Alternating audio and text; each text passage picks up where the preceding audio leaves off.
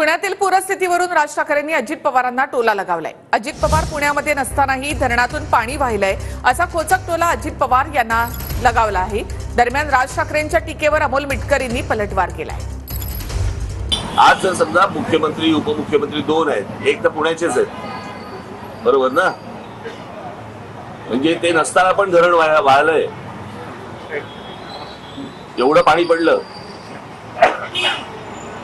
आता मला असं वाटतं की त्यांनी याच्यामध्ये लक्ष घालायला नको का?